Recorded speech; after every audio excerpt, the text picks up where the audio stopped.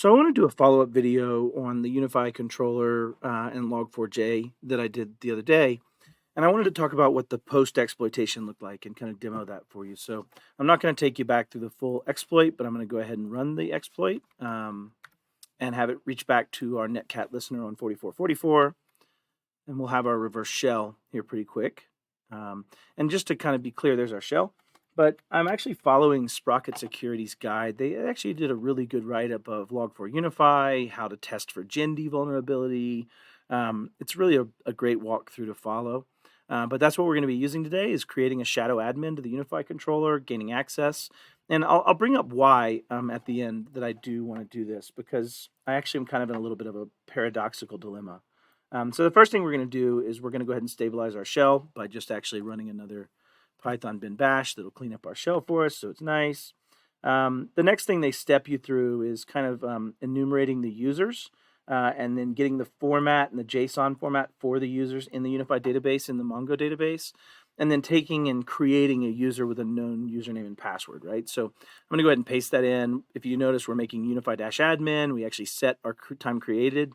I used the same time created as what was on the other user, just so it would have the same date and time. And then we have a hash that I've already pre-created, but the walkthrough kind of walks you all through that if you're not familiar with how to do it. So this brings us to inserted one, which means we did create that user. The next little bit of a complexity is that's the user that exists in the MongoDB, but you actually have to then get that user ID and tie that user ID into the different sites in the Unifi controller, so you actually will have admin access to those sites. So this next piece is going to bring up the JSON formatting so that we could gain the GUID, the user ID, object ID, so this 61 Foxtrot Charlie down here, and then input it in the next command that we're going to have. The other piece that we need for that next command are what are the sites? And you can see this could be kind of laborious, right? If you actually had 90 sites or something, because you have to actually get each object ID and run a separate command to add the admin ID to the actual object ID permission set. So I'm going to go ahead and run the two commands because there's two sites on this particular controller. And I will go ahead and add those user ID permissions in the database so that when we go to sign in on the web side, we won't be told no. I created some interesting errors when I didn't do this part first. So, and so the next step, now that we've added that user ID, we've given the permissions to access those sites, would be to go to sign into that Unifi controller with our now known password that we have. So, all right. So we're going to go ahead and go to our Unifi controller. We're going to be happily told that it's a vulnerable version, which we already know because we compromised it. And we're going to type in unifi-admin, and I used the password of testing.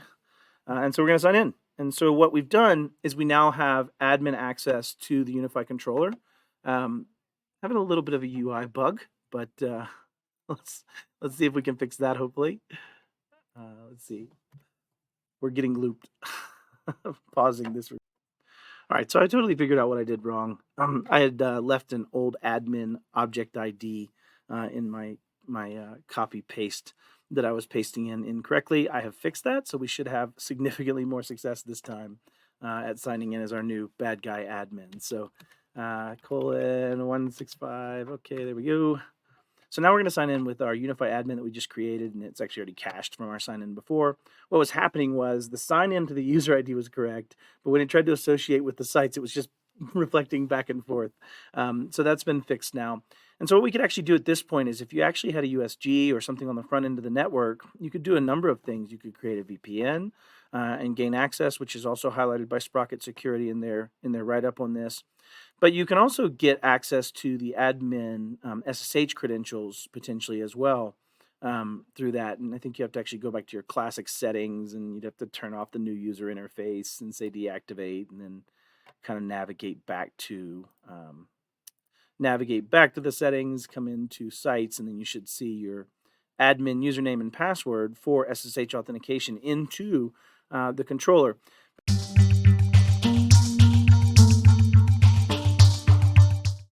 So I talked about earlier this being a bit of a paradox in the sense that I have something I'm going to demo right here where I can string two vulnerabilities together, right? So first we have log4j, which gets me a non-privileged access that I can only modify a MongoDB and create a user, but then I can't do anything else, and I'm not admin level. But then we had this second vulnerability.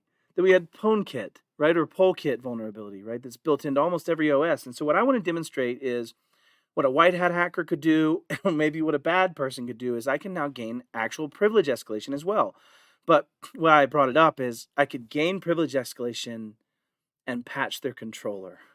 And so why I say it's paradoxical is I could actually fix the 5,000 controllers that are out there, but it would be illegal, right? And so let's go through that demo. So I'm going to go ahead and act like we haven't already done the other parts, right? Because we don't need to actually interact with the MongoDB in this model. So we're going to go ahead and fire our exploit. We should see our Jindy callback from Jindy, which gives us access as Unifi, a non-privileged user in Linux, right? So let's go ahead and stabilize our shell as the first step. We've done this many times. We're going to do Python 3 -c import, and then we're going to bring in the shell. So we're going to go ahead and stabilize shell. And you'll notice if I type in who am I, I'm Unifi. And if I try to do like apt get update, it's going to tell me you don't have permissions. But there was PwnKit, and there's actually a working exploit I'm going to use. I'll tag it in the line below as well. But it's really just a simple 2 command, right? Where I'm going to drag down a shell script to run, and I'm going to set some permissions on it, and then I'm going to go ahead and fire it. And I've already done it, so I'm going to go ahead and delete it. So rm-r/tmp/pwnkit, I think it is. And then we're going to go ahead and download that again. So let's do our curl command here for downloading the file. So it's curl-ssl. We're going to name it into the file PwnKit. So I'll go ahead and store that. So we'll store it in temp. So we're going to say instead, because we don't have rights to store here, we're going to store /tmp/pwnkit. And then we're going to cd /temp, right? ls. We should have that PwnKit file there. You can see it. And so we're going to go chmod +x, and then we're going to say ./pwnkit. And then we're just going to say ./pwnkit. And if you'll notice, my shell changed from a $sign to the every IMA root. And if you notice, my name changed from Unifi to root. And if I type in who am I am root. And so what I want to test, and I haven't done this yet now, is I'm going to do apt update. And then I'm going to do apt upgrade, and I'm going to upgrade the Unifi controller live on this box as a threat actor, right? I just came in. I actually have no permissions, and yet here I find myself now with root permissions with an interactive shell. So now I'm going to say apt upgrade, and we're going to go ahead and say yes. And then when it asks us about our Unifi controller, we're going to tell it, yes, we've backed it up, and we're good. And what I was getting at is, like, I could do this. I could script this out. I could do 5,000 of these updates in just a couple days, I'd wager. And the challenge is it's completely illegal, right? Like I'm not allowed to do that. But if I can do this, then threat actors can definitely string known vulnerabilities together that are out in the wild, that have POCs and proof of concepts to do the same exact thing, right? So my advocation is like update, patch, update, patch, update, patch, update, patch, update, so that threat actors or white hats don't have to do it for you. But as you notice, I'm unpacking 6555, the non-vulnerable version, over 6454. And I could theoretically come in and not even modify the MongoDB and just update this. So this was my demonstration of the Log4J combined with the PwnKit or PwnKit vulnerabilities that came out very in rapid succession, and how you could use that to gain something with non-privileged access and get a foothold and then escalate that privilege to do things.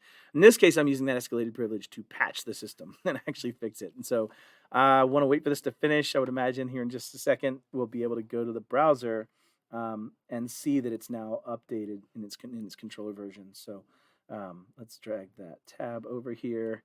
And I think it's probably already done with that. So let's go ahead and refresh.